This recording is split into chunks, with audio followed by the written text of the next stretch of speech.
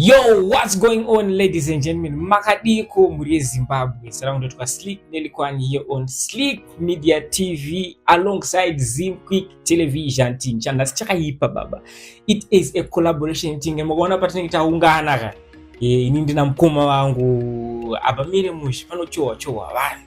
In today's episode mnara mabira ega. We have one of the talented, legendary music artist baba cheto tumuwaone was introduce Vega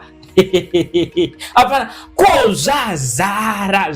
hapana kana ngiri first time yako kuya hapana bandika sakanga nokuseweda se subscribe nokubaya ka notification icon ako so that patino upload amasinte nongo shiona masini awise bana sakukupezere nguwa mkoma clay madi sise mkoma wangu. Ayo indinofara mdara nasi mu studio mdara mukupisa mabvira baba tine mwene we bridge baba mwene we bridge Ladies and gentlemen, sanganai na agwabada Koma Sleek. Ayo tinokuchingamiza pachirongwa mdara Ayo atinofara zita rangu ndini Agwabada, King of the Rasta man. Tinogara muno mubindura. Tinoti makadii muri Zimbabwe. Tomashoko ekutanga.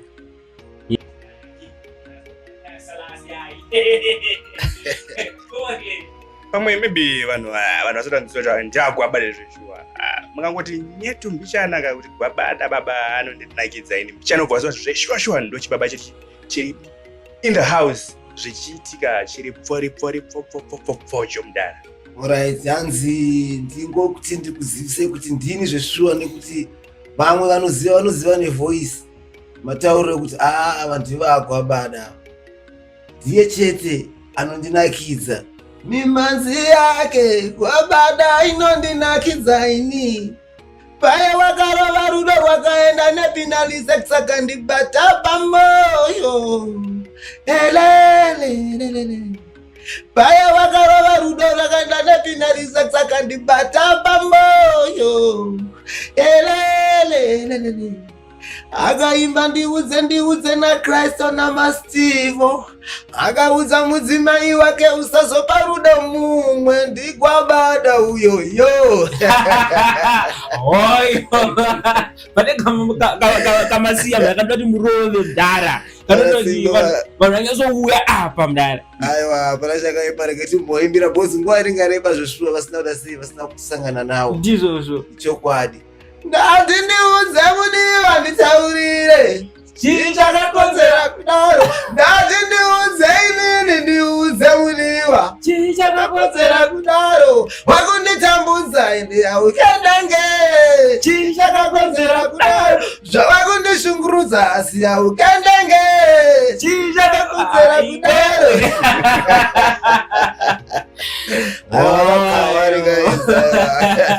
Agwabada Koma Sleek. aiwa ndinoda kutenda mdara munopisa mdara tiungebera mdara Aiwa tinotenda but ndinoziva kuti vazhinji vakawanda vachena vanenge vachingoziva kuti kuna vanonzi vaagwabada ichokwadi. vamwe vachena vasarombogona inogona itori first time yekuti kutonyazosangana nemi Ichokwadi ichocho. Vakawanda vamwe havatizivi. Vashoma vanotiziva, vamwe vanotizivawo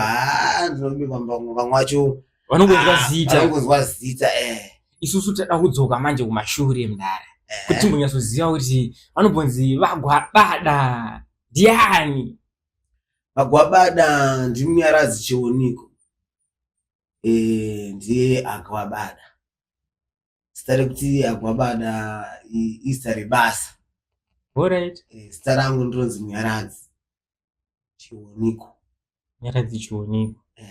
Zita rekuti Gwabada izita remadonhorerwa vanoti titi nickname pachikaranga. Rakauya sei zita rekuti Gwabada? Mkoma Clay, zita iri rakauya through effective nyaya yakangonakidza. Pane mudhara akatadza kupronounce kuti ataure kuti Robert Mugabe. Akapronounce Iye akati kuzwa pari pamusangano kudhara sina 2008 akati amberi na uyu ati uyu mbani koyu ati Robert Mugwabada saka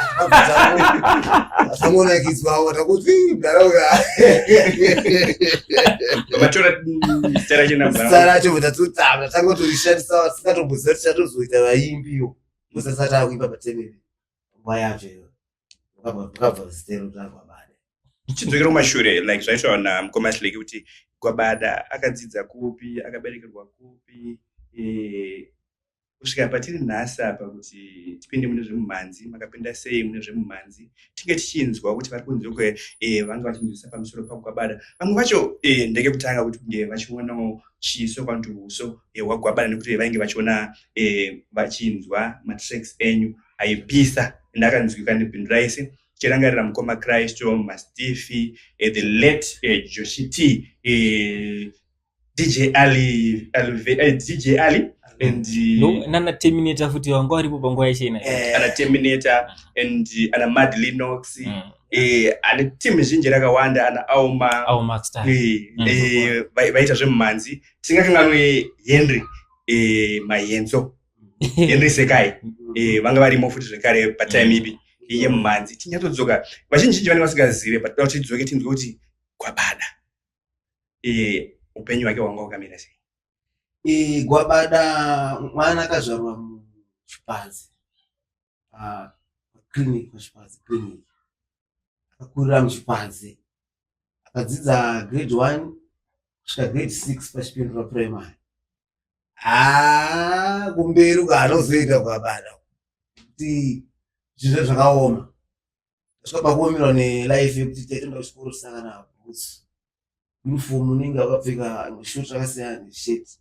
saka patime yekuti isiri upenyu hatasi wakaoma zvinotisiyana zvekuenda kupi zvekuenda kuchikoro because takasinayi tiri svika tasiyana nazvo kuenda kuchikoro tazoenda tichingokurawo kusvika patiri nhasi ataiziva kuti tazoitawo mbiri kunzi kuchanzi kune munhu anonzi Gwabada tazozivikanwa saka zvona izvo zvitoti mwarangane chinano. Kune vanhu vari kunze izvezvi vari kuona vanhu vevatariri veSlake Media TV and Zimquick TV vanoda kuziva kuti Gwabada akagumira grade G form G uye Gwabada akaberekwa gore repi ari kuti zvinhu zvanga zvakaoma vamwe vanogona kunzwa mwoyo vati semunhu ari talented toona kunge tichipusha mberi maybe zvechikoro sometimes zvakaita sei zvakaramba. Inini ndakagumira grade 6 pachipindura primary pandakapedzisira kuenda kuchikoro pachipindura primary ndakutanga kuendawo kumaricho kuzi nguva yatakakura isusu kune varungu vangu vachiripo. Gwabada wakaberekwa 1983 26 April tatanga kuenda kumaricho mubhazi taizitowa nemarori tinoshanda mafarms kusvika tinga tichikura kusvika patiri papi patiri nhasi atinozoenda zvotanzi tingadonyepera nyika kuti takazodzidzayo tatadza kuenda kumberi nekuti tanga tisina zvikwanisiro zvokuti tinoite kupi tiende kumberi asi atinoziva ndezvekungoti Mwari yanzi intelligence haitengeswe hakuna inongoya nenyasha inongoya yega zvinozvinotiropatiri tokozoti Mwari kana atotipfeka panguva ipi nguva iyoyo unototaura chindevere chasina mvura anokudzidza paunotaura English anobvisana namuda sei anodzidza pamaangels anenge achidzika panguva ipi iyoyo saka hatizoti Mwari anozvifambisa sei ndomararamiro andakaita kusvika pandiri nhasi. So pakuti tizoti kwazovana aGwabada vakuita zvemangoma vakazozvitanga rini? vaGwabada kuti vachitanga kuita zvemangoma vamwe pushei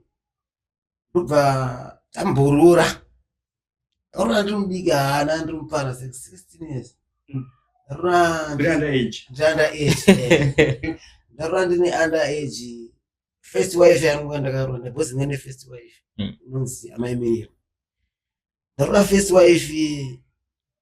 takazogara atagara ndifuma makore 4 years tisina mwana.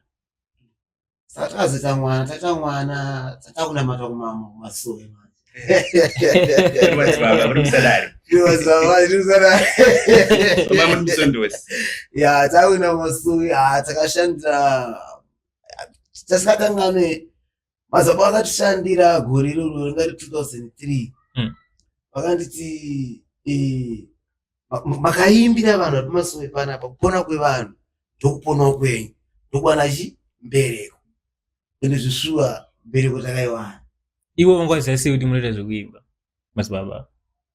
Madzimai angu akatanga kuenda kuchechwa chinotsvaka kubatsira. Ndobva uzonzi baba anoita zvekuimba. Aiwa zvanzi denze baba vauye kupi? Kumasuwi tikubatsire pamwe chete. Ndokuenda kumasuwi tasvika kumasuwi ameno pamwe ngiro zachakabva dzikawo here kuimba kwakati kwakatanga kunakidza unatanga kudaira mutasi kuimba kwako. Saka mazaba kwabva kuti uyu munhu anoimba muimbi Profitwa. Nekuprofitwa muimbi uyu chipo chake ndechekuimba asi handisida kubatsira kana nedombo kana chii da kuti muimbire vanhu vane matambudziko. Vanhu vakapona nomuchawana budzira mukutsvaka. Asi mucharangarira revhesi ramaiti makarova zveshuwa ramunorangarira kuti izvi ndirakarira kuti wani mwana. Vanoona kufunga kuti ari kuti anyadzi kumasuwi tozokunesaenda kumasuwi nekuda kwematambudziko. Aiwa chokwadi aiwa vhesi ndinorangarira. Mbichana mumboti turuka. Ndokuimbira ndaiwanza kuimba vhesi kuti ndatanga kuimba nderekuti aiwoza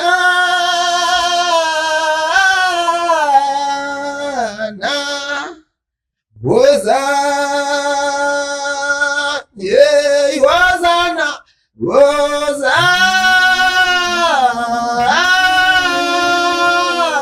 ye woza ye wazana woza ye woza. Kuma makazogara kurwa namukoma mukodzei mukombe ndovhesera ndairova iri. Chokwadi pandakanzwa vachirimba kana nhasi ndakanzwa vachirimba handirwadziwe bhozi inziyo dzaJehovha. Saka ndirichoti anenge aindidzosedzera papi ndakasidzira paye kuti ndibve kuchiMasuwi nakuna magitari kutofara choti aiwa akagona sei ndeshaya anenge kundiimbira vhesi iroro. Tichidzoke pachibvunzira mukoma Slake makuMasuwi muprofita atoona arowadzananguro dzananganiswa kuti zveshuwa muri muimbi mawana mbereko. Makazotanga here kunyora masongs zvakafamba sei muchizouya munyaya dzekuimba kuZim Danso? kuZim Danso zvandakaita anhu akutanga nekuenda kuZim Danso ndiri Masuwi kuye takazobuda Masuwi sakonana konana Masuwi because madzimai wangu akabva aenda sara nawo nhasi takabva tangoita kagrupu akati nako kainzi RGS kainzi Rufu Group Singers kanga ri madzimai ini ndaitungamirira kagrupu kako. Apa tachiri ku 2003 era tatobva mu 2003 tamu 2005. Alright. Takutoita zvekutoimba marufu mai takuti haiwa machi kurufu marufu marufu haiwa tambo haiwa marufu kuna zvekuramba vatinge timbosiyana nazvo kutobva raparara grupu tatangira zvechikorokoza. Ndikudzosei ndikubatire mumashure. Nyaya yatiswa nezvayo nhasi ndeyekuimba uye tiri muMashonaland Central anditika tiri mumaCentral toda kushaya kuti maybe tinge tichinzwa maybe tichibudisa kuti chii chiri kubuda maybe vanhu vasaende mberi matambudziko abatosangana nawo muri kurufu ikoko masongs apa maimba so that vanhu vanzi kuti our podcast tine musician ari in the house. Taimba music tape vabati vaJehovha uzi chikwata chedu susu takazochinja futi patakapaza Rufu Group Singers takazovaka chikwata changa chachangu manje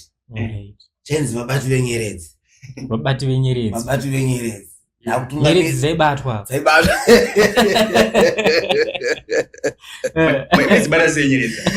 nyeredzi dzaibatwa bhozi dzaitikaenda kuchishaura ndairidza hosho zvekuti tainetsana mai ndanetsana netimu yangu bhozi inini ndineti kana ndichishaura ndichiimba paipai ndinde wazopiwa vanhu vaingo ndendakapfeka namasheti unongona munhu angu ane mari usvika kundipfekera chi mari mumwe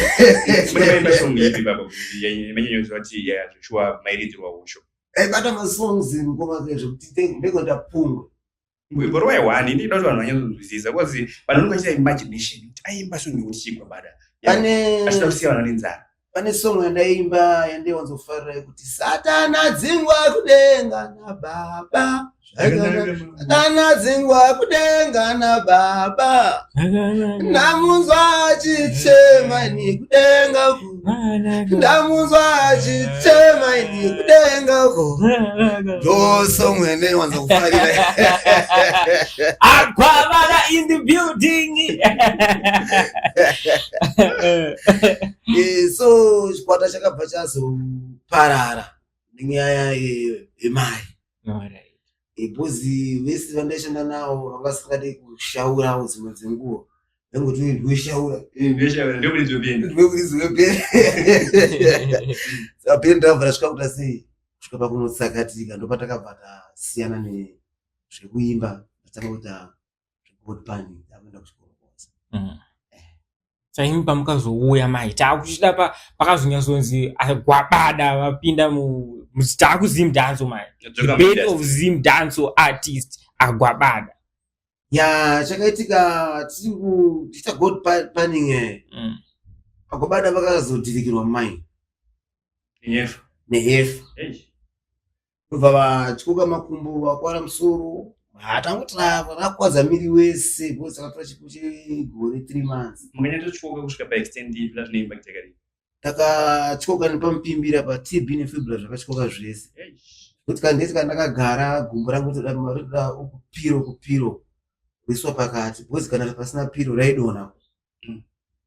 nemasplints aya anozosungwa emapuranga nechichi mapuranga andira kuisiwa handizoti papa Jehovha vakabata sei anomboisa mapuranga pandakagara muchipatara kusvika 21 days ndisati ndarapa tichikuita basa ringoiswa uyu ndandakasara chibackslap mashure ati pandakazorapwa ndakazobuda ndokuzonogara mamwe manzi sipo asana kugara kuno ndakazogara kurushinga pandakaroora nemadzina yangu pandakazogara pandakazoporera manje kwatezvara asi ndiri muchipatara pandakachikoka ipapo mazuva ekutanga pandakapepuka after 3 days kuzi vanotsanangura titi vanhu vakatomboungana chinzaita sei vakatochema saka ndakapepuka ndiri pamubhedha ndakatoiswa chinzi komana ndingandakurasika njiri ndinopepuka ndakata sei yandakaita so ndirimo ndiri muchipatara ndobva ndatanga kufunga ndikati akomana gumbo iri rakatochikoka ke rimwe rekulefti rakazvimbe tichandaramisa paupenyu chii ndakafunga Jairus Jiri ndakati ndoibata papi ndinobata Jairus Jiri ndisvike pacho pandinoiwana ndoibata papi Mwarari ndotanga kuti anditsvaga Jairus ndendafamba sei bva futi unombinda kuenda kupi ndoenda kuJairus Jiri kwacho gumbo rakachikoka ndakafunga kuti asi nii ndinoimba kaini pakabudisa Japresa song yekuti ndinotsvaga Maria asi ndinoimba bhozi TV yenge pamusoro pangu muchipatara saka ina ndisingaione ndaita zvokuita sei zvekungonzwa kuti uyu ndi Japresa futi Japresa ndakambomuona kumashure zvangu sandakuimba chimbopinda kuti aidomba bhendi saka ndichipora ndiri kushinga ikoko hainifekti ndisandaenda kushinga ndakataura ndakati Mwari inini kana pane zvandakataza zvizhinji kumbira munhu wese ndiporese gumbo rangu mhoo dzangu dzese dziri kurwadza ndikumbira makandiporesawo ndinovimba ndichatenda asi ndichatenda pamwe nekuimba ndokuparidza kwandichaita sei wandichaita ndinofunga vakazvinzwawo vazvinzwa Mwari ndakaenda kurushinga ndokubva ndazopota ndichiuya kuno after 6 weeks chirapwa ndichinjiwa plasta after 6 weeks chirapwa plasta ndichinjiwa kusvika ndazopora ndapora ndakuno ndakatanga kunzwa song mfana chilira string location pana chinguzwa rasta man. Adinza wakrai. Akavuza mara pane kuzwe dai ngozwa akapana kekunombira karoipa yakaipa karozi Christ. Akapana kanogora. So ndisandala kuimba ndatangoterera uye Christ ngati manje ndinimize kandaimba yeye kandaenda kuimba yeye vanhu hobho yeye. Ndikandichinja zvinani ndimbe chi Zim danso. Yeah. Ndumapindira ndakaita Zim danso. Usikuroti muruti Kristu ndiye akanyanya kupushai ndorarama nemudzanga echimoko achina basa. Achina basa. Ndakafarira kuti mwana wemunharaunda asifane matisi emunharaunda penda anotoimba. Saka chinizi ndikaishashoreka ito zvikwanisa. Ndititrai sei kuita izvozvo. Ndumapindira ndakaita muindustry. Your first song muchipinda muindustry manje yainzi kudi? First song yainzi amai makandiberekera navo. Kuzi amai vakashaya. Saka ingeri kuti amai makandiberekera navo. Kunyandukurarama usichi auna kunaka. First song yangu.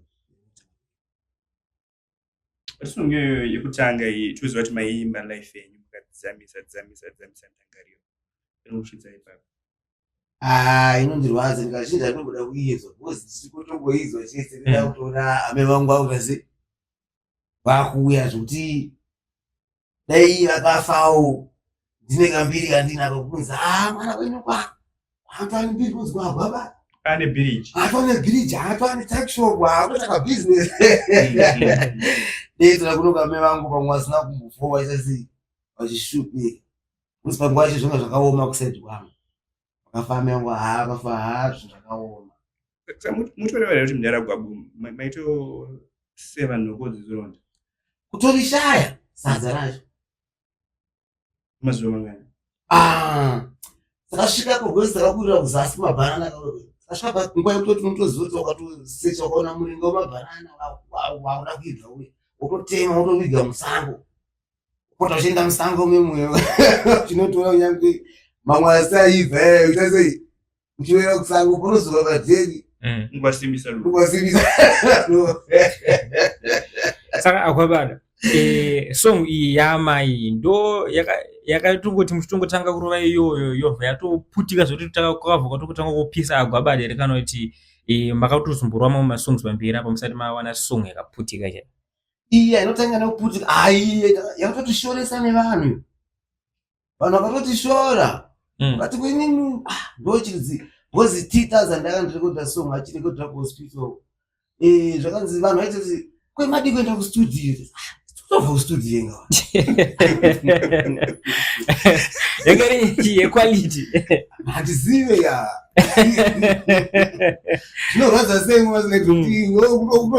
ndabva kustudio kunokobvazi tikapedza ura podcast uzanzi but chinhu chimakachiedita chinozobuda so kune vamwe vanhu munyika usinganzwisise asi munhu akandipa power anonzi Mike Abhanda ndekuti sekuru akandipa power ndisandati ndamborekodha akagara ndiudza akazi uchasangana nezvakasiyana siyana mumusic kune vachakushora kune vachakukwidzirisa saka iwewe ramba wakashinga 2011 akunopera ndipotatanga kurekodha track iro amai pazipinda 2012 tichizorekodha song yechi2 rudo yechi3 saure moyo yechi4 ndakanga ndatadzei yechi5 Igwabada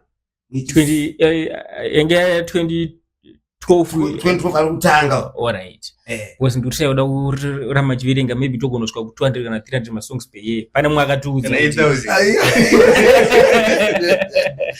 Aiwa isu saka tanga kutopinda mustudio ndikuwa gora kutonopera ra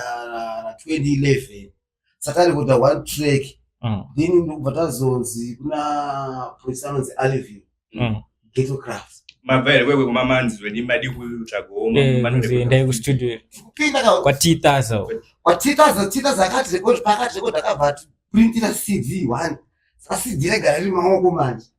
kwese panongoitendera wasangana nemuntu ndakabudisa song chamwari ubvanzi zvisero ngoma CD ma DVD waplayera vanhu mwata bataiwa zvaitwa zvisinaniwo ambe muchiwedzera mumwe isitatomhena kumberi inobvanzi apisa izvo kana tinomboita masika chinombomutsa unosvika mufiriji paiwani kaona rimwe kumbopanorisa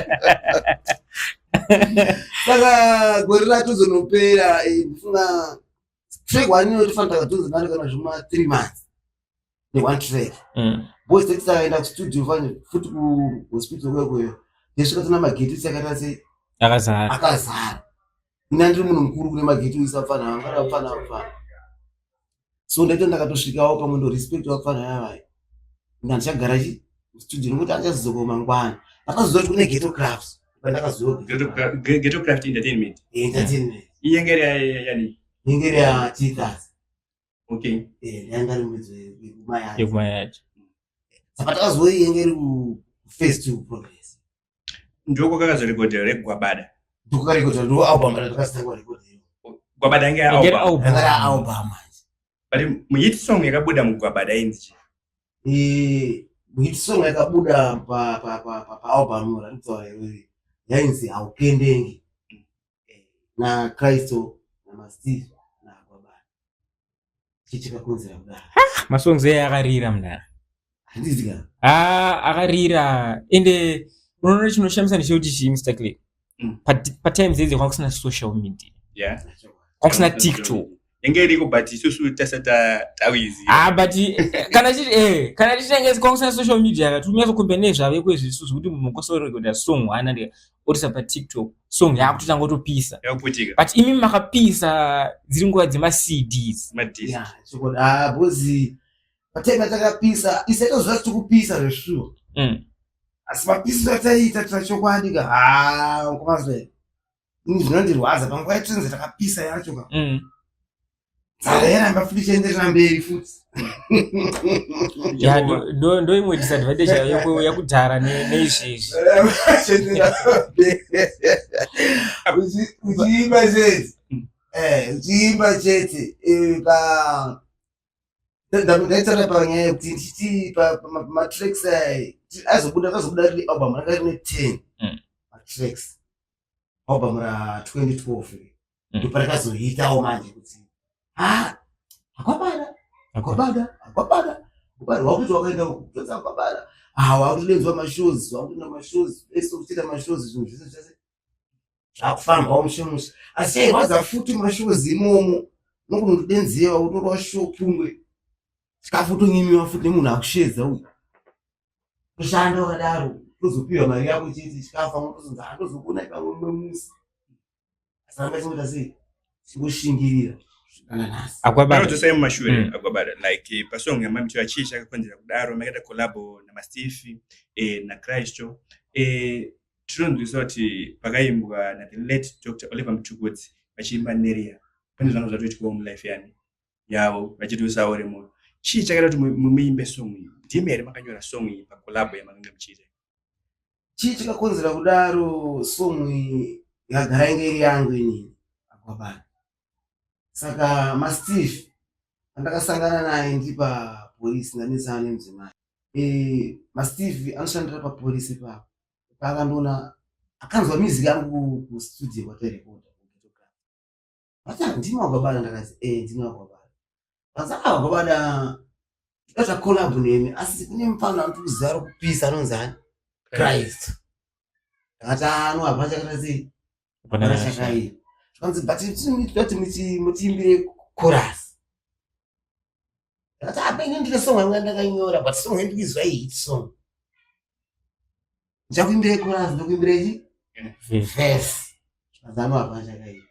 mabudiro atakaita kuti tichibva uko chizonosangana kustudio mangwana producer Alevio chinoona wabva kuti ndonyaya iri kwaGwabada mako tindakolabhora naKristo na Masteve nomagadziro akaita song yedu tichipwanya song yanga makagadzira yeye tipwanya kuti pakanta hit song chichakunza asi nyoro niimbe nganyore chichakunza kudaro ndonyofika muchipeni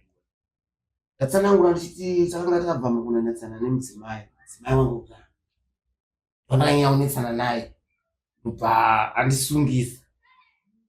sometimes akandisungisa ndiri mukati memaoko mausungu akashungurudzika sere kuti wangu cheshe wandaida cheshe nasa kusvika kundidaro kusvika pakutonditwa kundisema kutondi achakendenga kwezoti ausina shungumedu usakurota panga kusakendenga kuisa kuseri kwekaunti ona pakutosvika kuti museche pamwe anogona anembanje mhomho mukati memaoko mapurisa kuti anga kusakendenga yakuti kana chakaenda ngaichesei ngachiende nonyaya yakutoti ndizemba chichakakonzera kudaro inobva yaenderana nesongo ndakanga ndatadzei kuzondishungurudza ndozvipa ialbum acho ringere ndakangodaro rese ana kusauremoti but Agwabada mageto ise achinzwa kudai so andika kutoona kuti kuna mwana kutoshungurudzika izvisu kuti music yavo vanonyatsoipusha sei kunzwa kandika tichasa nemi isusu tora kuti izvi zviso zvinenge zvinhu zvaeasy andika tichasanda kudhara kuti music kuti isvike kuvanhu ndara tinenge rakatitori haso zvekutodaro nzira dzamaishandisa imi kuti music izorira semuriro mukazoita manje wewe mashandisa nzira dzakaita sei kuti music isvike kuvanhu ngopasi kuti akashanda kuti ndo times ashanda mabluetooth so waitoti wakatoona munhu watomumanikidza kuti ndikumbira kamuchifamba svikapo ndikuperekedzei vatizai bluetooth ndikusendere chi music yangu nerimwe zuva muchazondinzwa muzoti munhu ndakasangana naye feafea atondipa chi akandipa song saka please tambire music taitofamba kubaona na progress toya muchiwaridzo munomu toenda muchipadzi topinda mutauni chipusha music feafea kuti kumbira please music asa nazinangizwa music yaputika ayo apa ishando but muchiita zvamaita zvinoziva kuti vanhu vazhinji vaibhiliva kuti vaitenda kuti kuita zvemusic zvaive zvechirombe kati zvechiromberombe mudzimai wenyaya yekutambira sei pamaita zvemumanzi bhozi music patakatozoitanga uyu mudzimai wekutanga anga atoenda dandane madzimai andinamaipa pakutanga vakatanga vachizviramba pamwe pacho ndatombotida kuenda kushow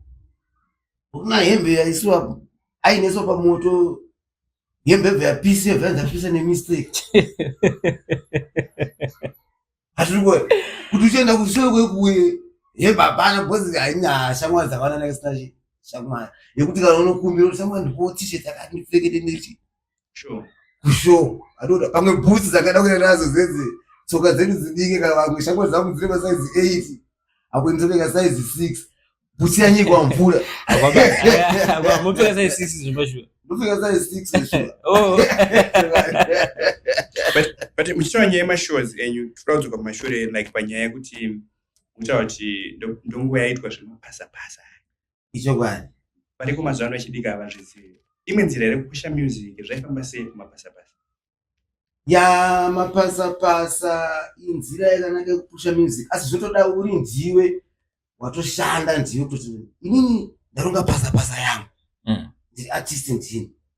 ndatoronga pasapasa yangu then chatora ningina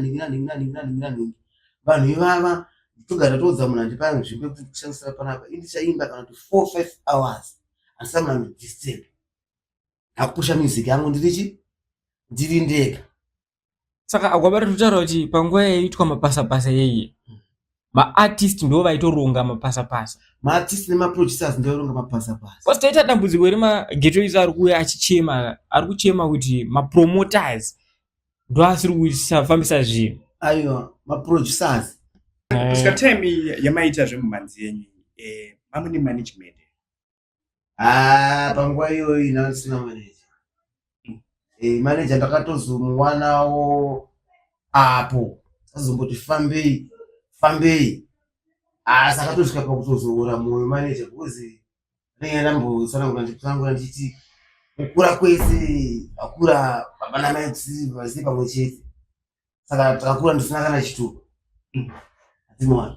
saka manager kana kuti asimbise kuti zvete totosimbisa tinofamba rakadai so kunge masainira contract saka kana musainira chirudziro waona kana namba dzachitupa manager ngoti angouya ubva panguya manager obva aenda panguya manager obva aenda svika patakazotoroti tatorozvitupa zvedu tandaneta manje takomana ukureva kuti mamato affecta kuti muende kuzimura kunoregista painge pachida chitupa and also maybe kuti munzi kuda kuenda ku ZBC vakisvika unobva kuti toda kuonawo chitupa chenyu kuti munge muchipinda mukati. So tingati ndo zvinhu zvakanyanya affect here music yenyu semunhu anga tainzwa aipisa zvekunyanyisa zvekuti mairira. Ini ndo chinhu chakatokanganisa music yangu. Haadi kuda unyeba kana kuda kunanga hama dzangu kana kuti uroyi kana kuti amwe kana vanga vakandiroya kuti ndishaye chitupa kuti hanzi kundiroya kuti hanzi hapana kwamwe apamwe ndokuraya kwacho koziyo auzoziva kuti nzira zvinozishaya kuti something zviitika asi Jehovha vakazongota nyasha takazozvivana haiko zvinhu zvese zvaraidzi. Makachitora chitupa makazotora mani mapurama? Chitupa takaitora 2023 makaiweka pa 1983 wozoona 2023 ngapo chititori mashule but chakachitechikibiri chakatosana mavo takuzota notsvaga mukombiyuta vakoma vangu vese anasisi vacho vaioneka asi inini ndakasingaoneki.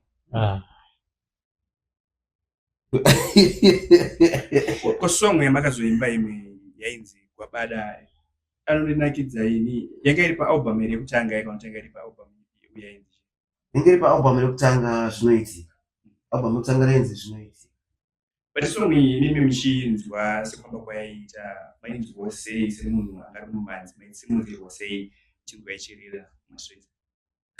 song yakarira mastreets kuzinga ine karumba kana nanhasi ndoka ndakatoiridza karamba kwangu rumba kanonakidza karumba kasvika ndichazokupai music kuti mozobhoyi song iyoyo inini ndo song yakaita kuti nyatsoziva Gwabada ndinzofuna Gwabada and pandakanzwa kunzi bridge ndakunzwa nyaya dzebridge naye kuti kune bridge inonzi Gwabada ndinomboshamisa because ndakaziva kuti Gwabada aita sei airira ende aipisa nende nhasi achiri kupisa. Chokwadi kuzi vakawanda vanotaura pamusoro pesong song inoti yanzi pandakanzwa zita rake Gwabada ndakapenga ndakazodzokera mugomo rereni maini umo ndoma ndakadzokera mugomo ndangonzoti kuna Gwabada ndangozakasunga kaya vakawanda zveshuwa vakaita musara zveshuwa handikuda uri kunyepa kuna kuti hanzi akainakidza zveshuwa kana nhasi kari kuita sei kari kunakidza nyengoti vanhu vamwe vanato vakatochengeta mukati vamwe vanozoda kubudisa music mumwe afa otozotambiri munhu kudarika paangari mupenyu but kutaura chokwadi Gwabada muri legend ndara mangoma enyu isusu tichitokura ndo mangoma echikuti tainyatsomanzwa tonyatsonakirwa nemangoma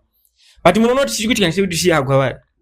ukateerera music yamaiimba patime dzedziyani neklanyira vera maimba naro reriye wozoteerera zim dance yatiri kunzwa especially munomu mubhindura tichidotarisa munomu mubhindura mudara pane zvikuleka mudara but tinoda kunzwa from your side mimi saartist mamuri uko kumashuro kandika and izveso muriko futi mukunzwa music imbokapana chii chikunyatsoleka chamukati apa ipingapfana wangu wakagadzisa apa because kune maartist akuti chaurotosimuka but maybe hawasanyatsoziva kuti ndepapi parotonyatsobatwa chikuleka kwafana varinyanya kukopera sere kuzi wakopera usakopere chero chinhu chesongoti kana vafana kuti ndototi ndakutokopera voice running maimbira kuti anenge which means hapana kwandinofana kana sei kwandinoenda imbo zvisechewe kuti ndiri huku here kwandiri anga mbona ngomazai zvakafanana mazai anga kwamanhonga musango anzi wakanawo pamba wakamaisa mupapa nehuku iri kuhwamira huku yakatsotsonya painotsotsonya ichipedza kutsotsonya vana vaipa unoti nhito tichisunga tuhanga tuye tototakuziva kuti ndiri hanga here kana ndiri huku ndizvozvo muswa inoziva kuti ndiri hanga inobhuruka yakatiza saka tikuti tapfana vana identity vasikuziva kuti ndiri papi akanzwa ndinga kuimba zvakati akuenda ikoko akanzwa ndinga kuimba zvakati akuenda saka kusunga kwacho kunonesa nemastudios futi mastudios acho mamwe acho atukushanda nawo fanike especially ku central asingaita serious wakoma ari kweronda kana mtu azoita serious mukure boza sikuna basa rikupushwa anzi namukoma kule mastudio ari ikwere kanta hako mastudio ari kumdzimbe mo I think maybe makanyatso nchibudisa nya kujekesa kuti kamchiri kupushwa kusvika papi pamuda kuti papange pachipushwa nemastudios vamukutarisira nini pasi pecho ini zvandofungawo kuzi mapushi vatwa music kudhara vaidzoka kusaina nakanona Grammar Records vakakusaina then ivo ndivaipusha music kusaka mastations music kuzi hatingati kupusha kungoti angwenza vange zvafanira kunobhindwa kuti one station abe yangu FM kaendesa pete kuti tapusha music iende kana mastations ese kuna Star FM kuna Power FM na Radio Zimbabwe mastations kana basa kupusha mastations ese kaita sei kufunga kwa ndokufunga kuti ndo mapusha fanda music ndo maproducers kuti music inofanira kuenda ku national radio station kuti isangoperera mumacommunity stations or like zvakaita tinati macampus radio station unobona zvatiri kuita maproducers vamwe vacho tingotokarekodha music kupera pasocial media zvimwe ngesiri basa ramanager mumwe anenge atokuudza kuti ndiri kuti autoshanda newe saka anoona ndine mumwe munhu yamhosva makambozviitwe amuzvakawanda sei kuti hai ndichakoda kushanda newe ndakonoshanda nemumwe munhu anoona ndandiri nemumwe munhu ndichoti ndiye manager asi tombowira nemunhu enda akutoti ndakatosvika kustudio handichatomborekodhiwa apo mirai ndiwabatewo apo pamunenge muchinzi mushande nemunhu uyu kustudio kume muchibhadhara reka nomimba kusabhadhara unenge wakusabhadhara saka zviitewo saka inini wangu wacho wakuti musosendere munhu uyu iye wacho haasi kuzvipusha zvinhu zvacho zvinongopera mumba imomo panera kudzoka silekeni pekuti agreement yavo inenge iri pablack and white kana kuti ingori agreement yemuromo yekuti hatangowirirana vebhari kuti iwo ndo wakusha wakaonanda mavhebha ngokuti angodanana maoko kuti hangovake tawirirana haikushina tese ndozvandoona zvanoita nevakawanda hai nasi ndambosangana newo mapepers kuti tasainira asati ndambosangana anomoda kunyepepa asatowana kuti tida kusainira zvoita zvebasa chaizvezvo kuti tinge chipanana mutemo kazvebasa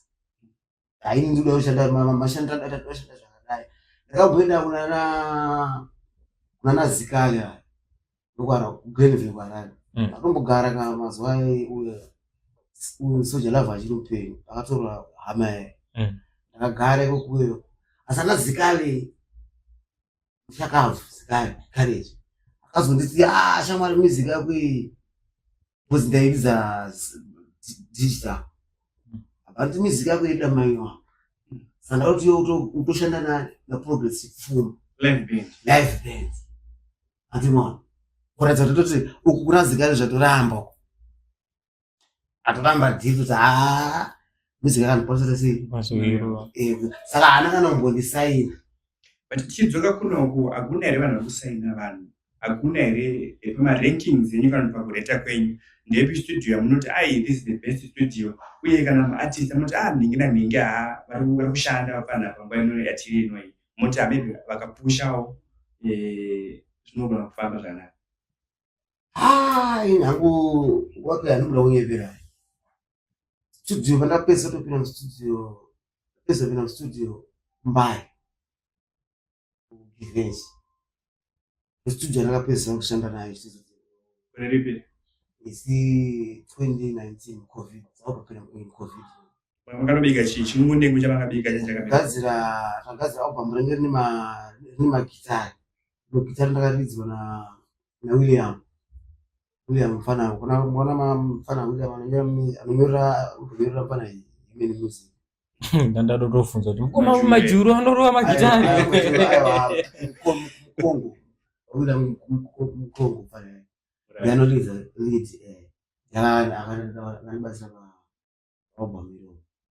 album itakambara kuti ipushe kana kupushika futi tobva dzoka futi panyaya iri idea tanga sina futa IT kamba sina ID saka kuti upushe kwacho ndoimana kwawanda asitatomboriza obva asi tomboti mawana munhu anokasonga achikubatsirai kuti obva marara kuti ringe richipushwa kuti ringe richienda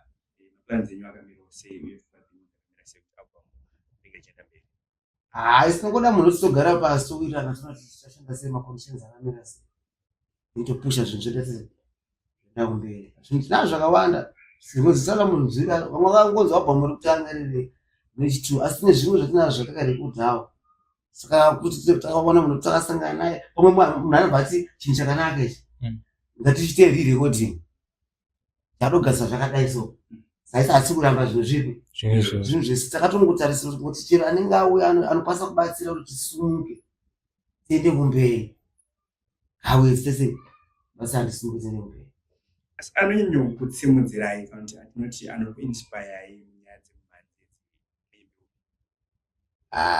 munyaya dzemumhanzi Agwabada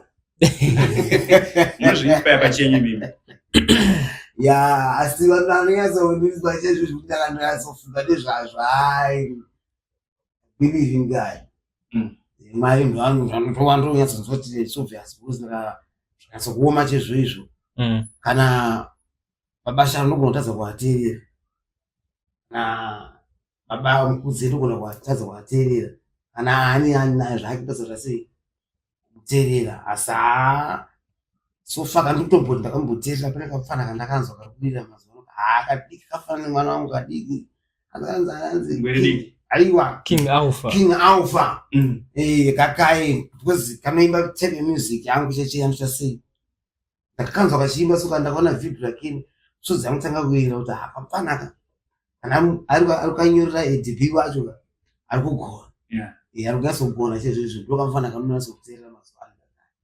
so mungati dzimwe nguva mungawana mukana tikati maproducers amungazonge muchida kuzoshandawo nawo kana kuti vaimbi vamunonge muchita makolabo nawo kana kuti vakatungamira kudhara nevamwe vari kusimuka muno muMashunaland Central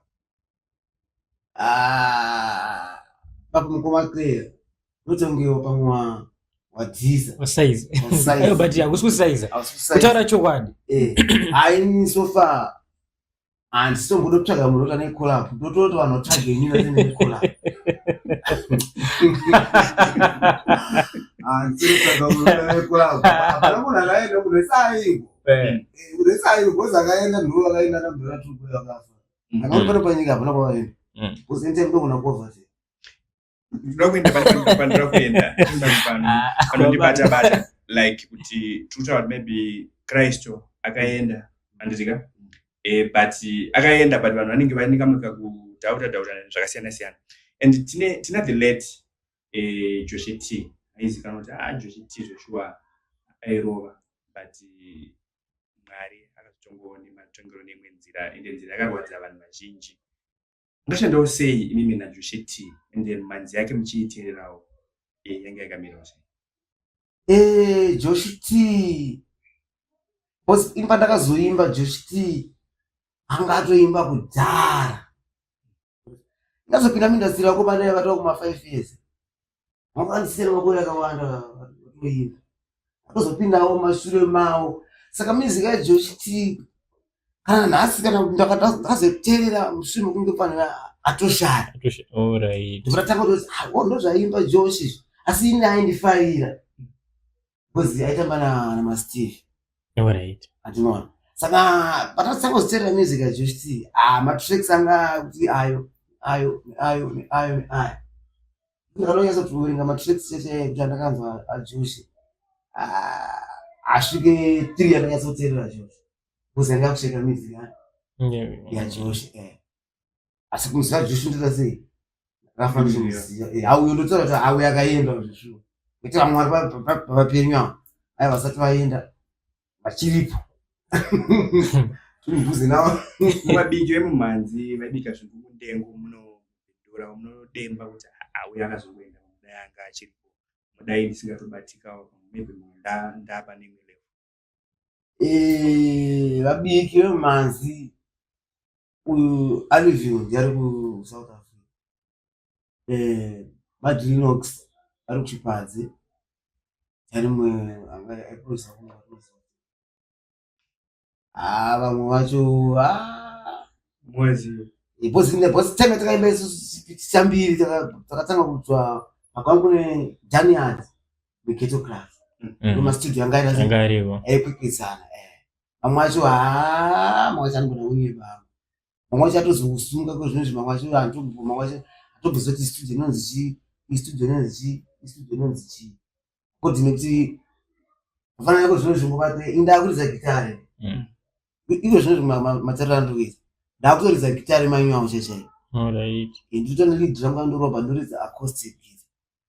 saka kuti ndipinde mustudio ndikurekodha uyu digital panotorava kunetsa because bhendi randakutoda ndakutoda nemadrums makubika mabiti handisi kubika dhini handimoga ndiri kuseshena chete ndiri kuseshena chete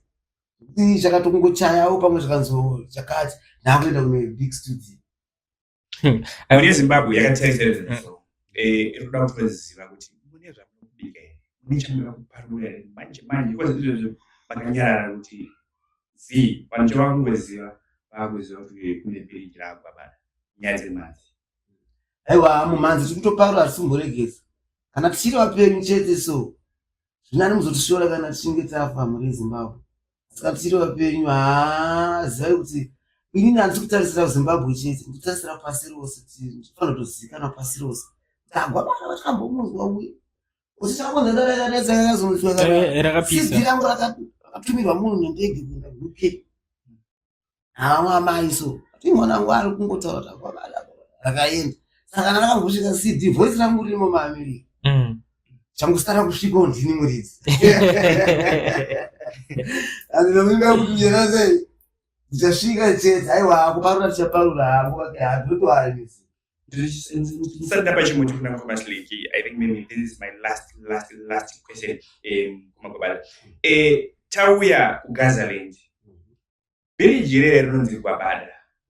Sei rakazonema kunzi after name kunzi kwabada. Chakafamba sei. Rambutsana nguramba ndichiti pandakadzikirwa maini ndakapa chitsidzo una Mwari kuti Mwari vandiporesa ndozogara panhu pekuti kana ndira kuti ndinozoparidzira vanhu handozoti punishment yandoita sei yandiri kupiwa namusiki vandiporesa razofunga business yekuti ndakuita business rangu akutsvaka pekuita sei kuti ndiitire business rangu na Mwari chendinogara pazambuko panorwadza ngova pane time yekuti bridge reri pamwe panogona pamwe vamwe vakutorwara zvisada kutofa aribona utonzi vanhu vobva toti akabada vatsenga akabada sa inini ndotoziva ndega kuti ichi ndochitsidzo chandakanzi chechiye chakuporesa uchapinda bhizi chakasira chi saka vakunogara pazambuko rekugara kwandakaita ndobva vanhu vakungoti anogara pazambuko izi ndopabhiriji pake mapuranga akapera anonzi akabagadziriwo bhiriji chinhu chese chinokutika pabhiriji mozi akabatisiroka chakati pabhiriji uzokutorwa maintenance pabhiriji ndisorwa maintenance pabhiriji ndopakatangira zito kuzi ai bhiriji ratorara ake bhozi ndianogadzira bhiriji anogara ari pabhiriji saka bhiriji ratwara agwabada asi bhiriji rakaritsirwa namusai naMP ndomachinjiro akaita sitai pabhiriji apo bhiriji wagwabada unonzwa sei unonzwa maybe munhu achitoudzana muchitodarikaunza unoenda nekwagwabada kuti usvike kugarikayo unofamba so pagwabada paipa ndipanoyambuka napo pamwe pacho unotomborwadziwa nguva dzine nekuti vamwe vanombosvika kutomborwa madzimai aona meseji akanzi ndasvika kavagwabada vanzi ndana kusa meseji awa saka gwabada kutsvage mfoni saka uchinzwa wewe ungogadzirwa munhu arikotaura ndasvika ndavagwabada pamunhu atolohwa kumba sei zitenda kunzi agwabada ndaroona mfoni saka yatoagoza saka kwanza munhu achachigomba kuti ndakaona sitendakangoni kwa mufoni papacho panorwadza kozopanga pachinonodawo chinomana vachosvika chati daipa kwakati dadzi wakasvika pagwabada wasvika vanokudirekta kuti famba wakadai ndozvo zvinofadza kuziva kune vanotaura zvakanaka sitereka zhinji pamusoro pezita rangu raiwa hambe muchitaura zvakata sei zvakanaka iyo vakashata tisvota vaverenga tombona kuvanzwa kana kuti tisingavafaire ngokuti akakuvenga gara kuvenga unyaya ipo mukoma saka Agwabada inini ndichatonge ndikukudzwa sei manje kumashure Agwabada ndanzwa muchitaura kuti kampani kamuri unyanya kuteerera mazuva ndi kampani King Alpha ichokwadi ko locally muno mubindura muno mune wana mungatotiwo kana wanotiwa mungachezera aiwa at least mfana uyu na uyu panenge pane zviripo ndonomboda chiteerera kana kuti inyemba zega zega unobindura varimo vafana vacho vese vari mubindura anogona vafana vese vari mubindura vanogona vafana mubindura vari very very talented asi hapana wandingati uyu ndianogona siri kupfuura nhingi uyu ndianogona asi nongoti vese vandasei kowa munoona unge hane achakurumbidza kuti adai so mizikacho yakunetsa manje kuinzwisisa kuti uyu ndiwe kwarareka kuti ndiwe mubindura aiwa Agwabada artist wemubindura Agwabada tingatongoziva unotozoona kuti aiwa uyu mfana uyu ndiwe mubindura chete dambudziko riripo mukomasai zvakambopepera isu tichikura akambozvitaura kuti mundara uyu mapfumo mukana hanzi inini handikuziva nhingi nanhingi nanhingi nanhingi vanenge kutsvinya osama kumatsisi anotosvika kwandiri but kuti ndizozoti anonzano anonzano amubvunze handibvunze hamuna basa nazvo ako ndikete basa ndoda kubvunza kachitoda kubvunza mari asi pane hwani muchinda wandinoziva anonzi Jezel anoimba hipo alright Jezel anoimba hipo paikaipa sokuti sofa ndifane collab ndakabva naye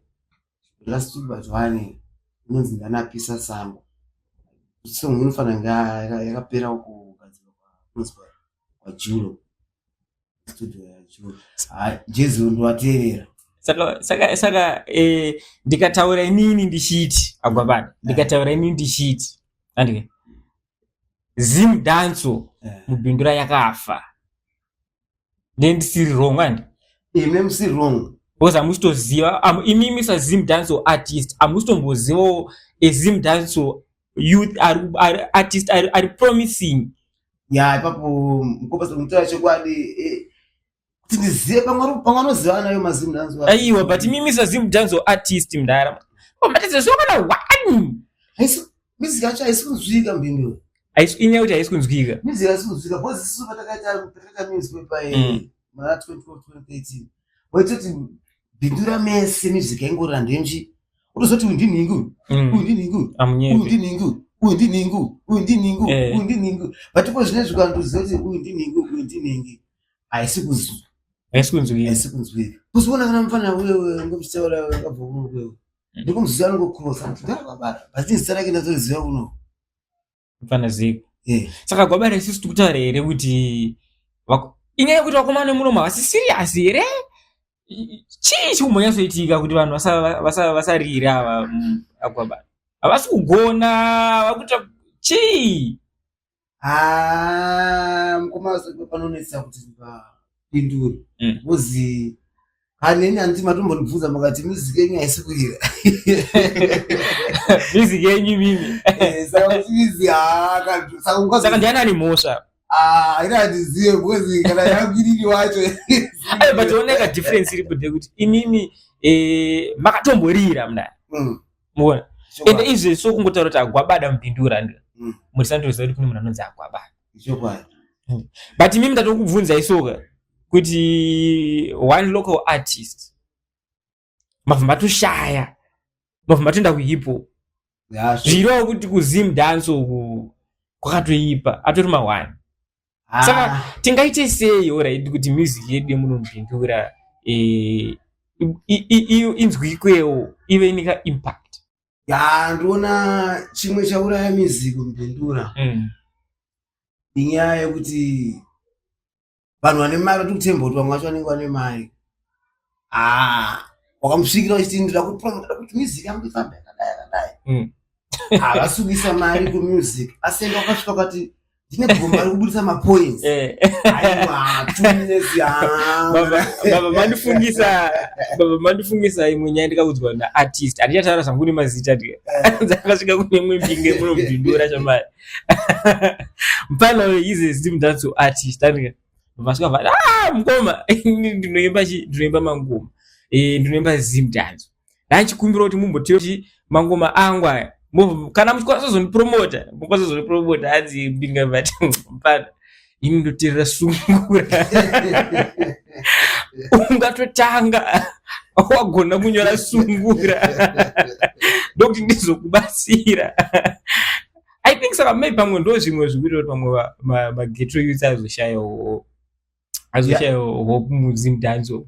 ichokwadi boza vematombo ndokutotora mari atugodi majesu godis ndokwatakatobva kuti takuenda kumangoma music kwacho tunotota but still kana achingokomborera music anachingosumudziwa music ndeyamwari mwari anosumudza anytime ungonongomuka kwakatoita sei wakachinja zvinhu zvako zvakuita sei zvakufamba nokuti ngusimba nekungonamata mwari tibatsiriwo zvinhu zvedu zvifambe zvakaita sei zvakanaka chinhu chinoda kupfuga makona musika aya akwabada nhasi ndofunga mamunzwa mustudio kwanga kuri kungofara nekuseka kwega atoda kutenda mndara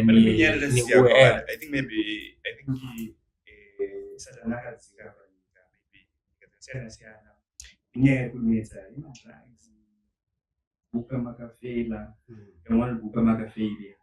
zvinhu izvi zvisiraindi uye zvakaisimira kumbira zvinofunga uri munge muchiitawo maybe kana kune sponsors ari kunzo vanokwanisa kubatsira kuti vana vedu vabude mune zvemadrugs zvedombo kana kuti kune mumwe munhu maybe anonanga atori iye ane mwana ari madrugs ari sponsor zvakare ndokusora sponsor mani tinge batsirawo vamwe kuti anoziva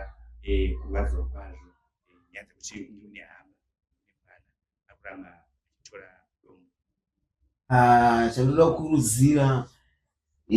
madrugs ndomamwe asina kumira zvakanaka. Madrugs auraya akwadza zvekuti kune bamwe dzoka futi kune ndakanonoka pagaya maartist edu mamwe atakasumuka nawo isusu anakobara chiimba vamwe vacho vakatozosarira futi zvekuti takunokuva musango kutenderera nenyika nekuda kwedombo kuti takatosiyana kana takasangana vamwe matisa ndikuziva ndakashina navo zvekuti kana tikudze nemazita hatizikana nemazita kuti ndikira asi vakawanda vakaita sei vakatobuda musystem kana toziva kuti kana music yakuti dei vanga vachirekodha vakomana ivavo etakuti nikidwa ndoyemwe anogona kuimba zvakaita sei zvandinoda ndine wani mfana aindiimbira zvekuti nanhasi kana kunzi akangonyatsa kuoneka mushe fanani Siganox Siganox legend Siganox webata netombodoro kubvunza kuti varikwira vakomana iyo legend aindanetsenga mazasi asandabona so ndikukurudzira kuti please vabereki vatsudze especially vana vasapinde mumadrugs especially dombo vafeya dombo vana ngavasiyana nekuva nemadrugs inyana ndambobva ndombozoti kana unangana direction ipi unda nekupi ndemufana futi aimba wandinoda kuti mazano tombogara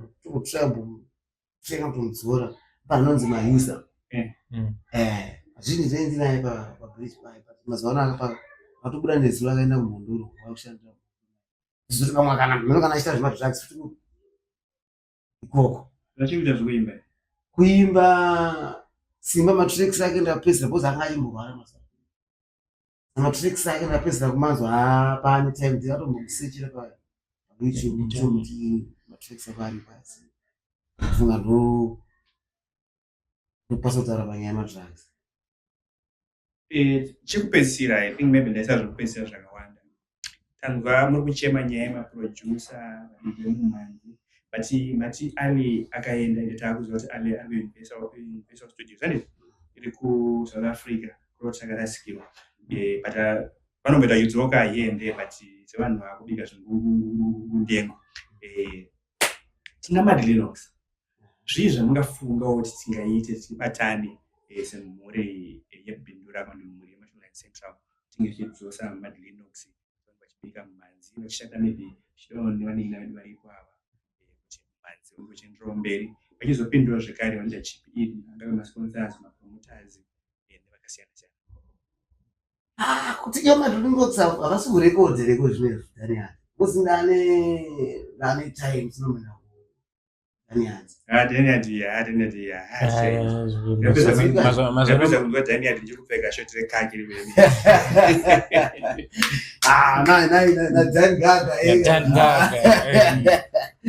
Aiwa washanyira producer wauza kuti nezvakamira zvakadai mumastreets muri dry tiwatsanangurira badziwe kutombosanganawo pamwe apo neapo but chambotsvaga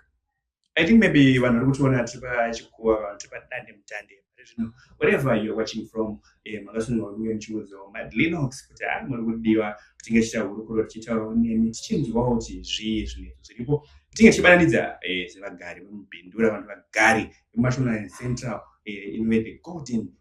province kana the golden town kuti vaningira vedu vange vachienda mberi madzikoma edu anga achienda mberi vachiwana zvekuita vasapinde mune zvanetsa izvi anoye satani yati kuti drug kuka makafela kushora kwazvinodhaka kungake kuchidzika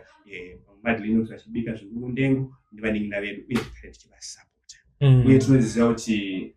hurumende yedu haizotisiya. I think maybe tinge tichibatsirika kuti vaningira vedu vaite sei. Takaona even Boston amakosi takaona vachipa vanhu zvakasiyana siyana zvaitikawo. And also tinokumbira kuti kana tikwanisa kubatsira kuti producer vedu vadzoke pasina zvikwanisiro zvinge zvichiiswa zvemustudio nezvakasiyana siyana music inge ichienderera mberi. Agwabada patakupedza show yedu ende muri kunyatsobatika papi music yenyu iri kubatika papi? Music yedu hatisatanyasa kuipusha stage kuti paluchi taikanda yakawanda asi iripo zvayo iripo pane matracks mamwe takangokanda nobatika pa kaunhu kachikashandisa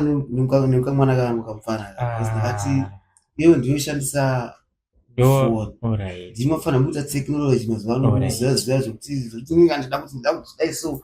ayo ndokutondidzidzisa saka iwewe ndinoita zvipi ndiye chingomuudza kuti ita zvakati saka nenyaya yekushaya futi zvikwanisiro pamwe kafoni kacho kakuramba ukaenda pauyu kari kuramba kadai kari kuramba asi tinoimba tichiramba tichingoti sei tichitraya tichingoikanda but waisechawo wangosechawo Agwabada kusecha kuti Agwabada unotowana music unokwanisa kutowana. Tinoda kutendai mukoma Clay. Pane zvimwe here zvamungada kubvunza Agwabada vachiri nawo so mukana idzoke kahobho kakutsikwa nemalegends? I think maybe Agwabada izvozvoka tine hama dzedu kwandi vatariri pane zvinhu vari mucomment section vamwe vanoiti maybe masiya zvakati tinokwanisa kunge tizokushedzai zvekare kuti Agwabada uyai tinge tichitaura maybe tichidawo kune vamwe vanhu vada kuti vange vachibatsira music yenyu inge ichienderera mberi maybewo chakakosha parizvo ndechekuti kumabirthday vamwe vanenge vachikudai ndifana nawo kumichato vamwe vachikudai. But are you open for business zvisho kunzi murunzi manzi muuye kubirthday kana kumuchato? Totsvaga vanhu vanototidenza toda vanhu vanototishedza because ndokubasa but hatotoita totogara basa tototi matishedza kubasa tinotouya because ndokubasa kwedu mamwe mabasa atotoita ese kuti anzitachitengesa tichasei asi basa redu nderekuimba makatishedza kubasa tinouya otoka muripo kedu tichasei todzika tinoraramisa munhu. Vangada kubata iyi namba dzenhare vangabata 0774 294 222 dzokeredza 0774 294 222 kana kuti 078 222 9986 078 229986 asi kazhinji tinowanzobatika pabhiriji paagwabada kugaza lendi baba agwabada ndastafara ishu koma semusinotigira muramba mudai mvura yanga yakazara nasi mvura yanga yakazarisa kubata muramba wanika mumba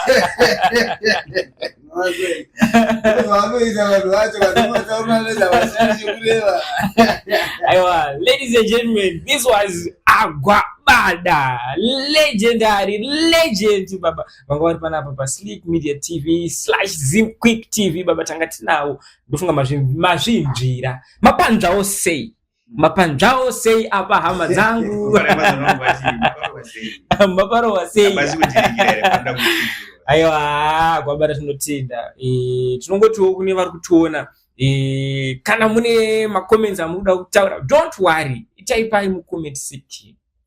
tinenge tichiverenga tinenge tirimo until next time baba this is Slick Media Zimquick Television team we sign out Shazara